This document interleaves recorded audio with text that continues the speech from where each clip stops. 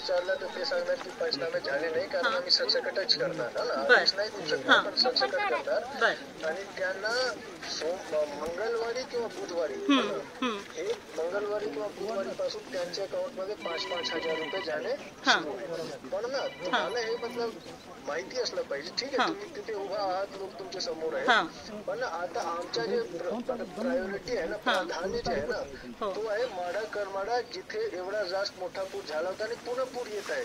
पुन्हा ते उद्या आज रात्रीपर्यंत उद्या पहाटेपर्यंत पुन्हा तोच परिस्थिती निर्माण होत आहे कारण धाराशिव आणि अहिल्यानगर मोठा पाऊस रात्रभर झालाय है ना. तर तुम्ही तिथे आप लीडर आहे आप लोगों को थोड़ा समझाओ की भाई ये परिस्थिती ऐसा नको की मी कलेक्टरला कॉल केला आणि तुम्ही बोला कलेक्टरशी. नहीं सर मी समझून घेती है समझा रहे हैं लेकिन सर मेरी आपसे रिक्वेस्ट ये है मी आपल्याला विनंती ही आहे की जेवणाचे किट साहेब सगळ्यांना पाठवा. 3,000 लोक आहेत 500-600 पाठवल्यावर कसं. ऐका ना मॅडम जेवणाचे किट्स 3,000 लोकांना देणे शक्य नाही आहे म्हणून आम्ही तांदूळ देतो आणि गहू देतो. सर ते पण पोचायला 2 दिवस लागतील. आम्ही पण मदत घेऊनच आलोय सर. काम करा तुमच्या शिवसेना पार्टीच्या मार्फत तुम्ही करा ना तिथे. सर मदत घेऊनच आलोय सर. तुम्ही सांगायच्या आधी आम्ही किट घेऊन आलोय. नाही तुम्ही तुमच्या पार्टीच्या मार्फत पार्टीकडूनच मदत घेऊन आली आहे साहेब.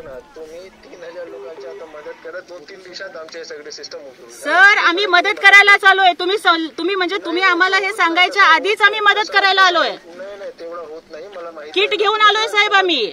किती किट घेऊन आलाय तुम्ही साहेब. आम्ही पूर्ण जेवणामध्ये नाही आम्ही अन्नधान्याचे किट घेऊन आलोय साहेब. किती किट 200 आता सध्याला आम्ही 200 आणले साहेब. आम्ही पूर्ण महाराष्ट्रात वाटतोय. आणि किती लोक आहेत साहेब आम्ही पूर्ण महाराष्ट्रात वाटतोय किट.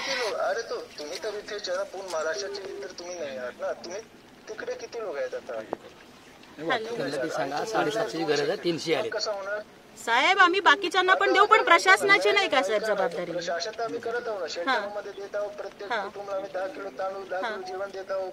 2-3 दिवसात 5,000 रुपये त्यांच्या अकाउंटमध्ये जाणार. 3,000 लोक आहेत तुम्ही 200 लोकांचे किट आणलाय तर कसा मदत होईल सांगा मॅडम मला.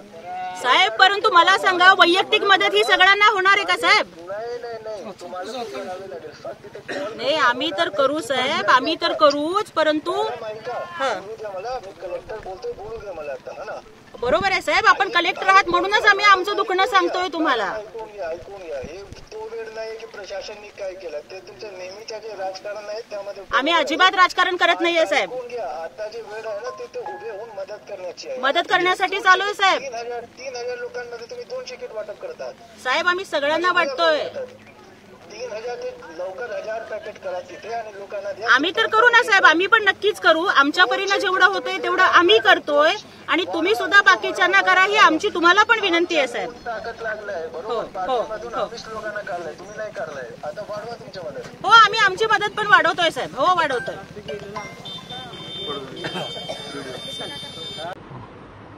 सोलापूरचे जिल्हाधिकारी आणि माझा एक फोन कॉल सध्या महाराष्ट्रात व्हायरल होतो. मी काय जिल्हाधिकाऱ्यांना कुठल्या 2 नंबर धंद्याला संरक्षण देण्यासाठी फोन केलाय का. मी काय जिल्हाधिकाऱ्यांना कुठल्या टेंडरमध्ये मला टक्केवारी मिळावी म्हणून फोन केलाय का. मी काय जिल्हाधिकाऱ्यांना कुठल्या बेकायदेशीर कामासाठी फोन केलाय.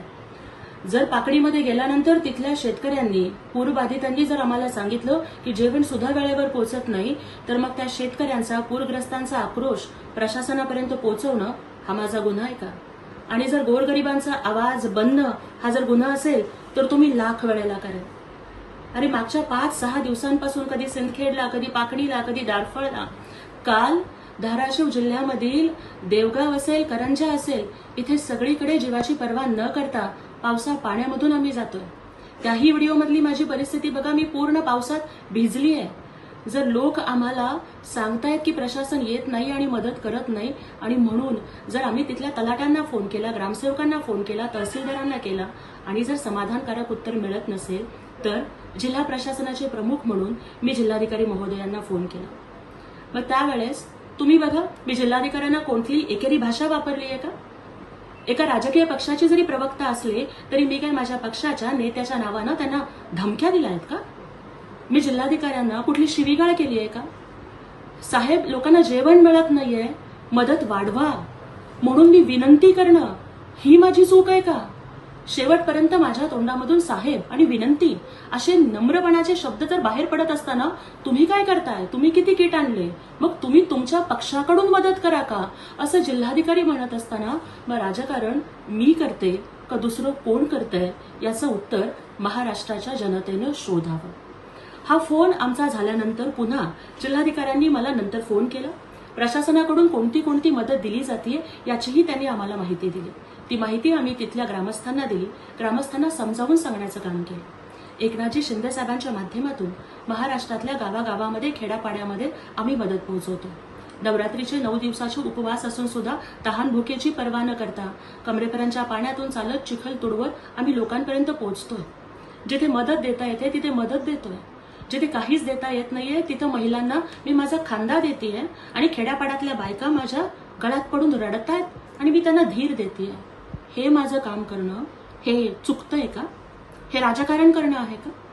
अशा आपत्तीच्या वेळेमध्ये, नैसर्गिक आपत्तीच्या वेळेमध्ये जर मदत तुटपुंजी पडत असेल तर साहेब आम्ही सुद्धा किट वाढवतो, तुम्ही सुद्धा किट वाढवा, हे बोलणं हा माझा गुन्हा आहे का?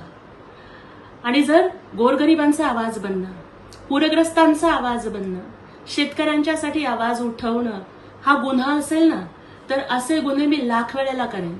तुम्ही खुशाल मला फासावरतीच लटकवा, मला काहीच वाटणार नाही. शेवटपर्यंत झगडत राहीन. आणि ज्या लोकांच्या पायाला साधा चिखल सुद्धा लागला नाही, आज ते लोक जर मला ट्रोल करत असतील तर त्यांना मी काडीचीही किंमत देत नाही.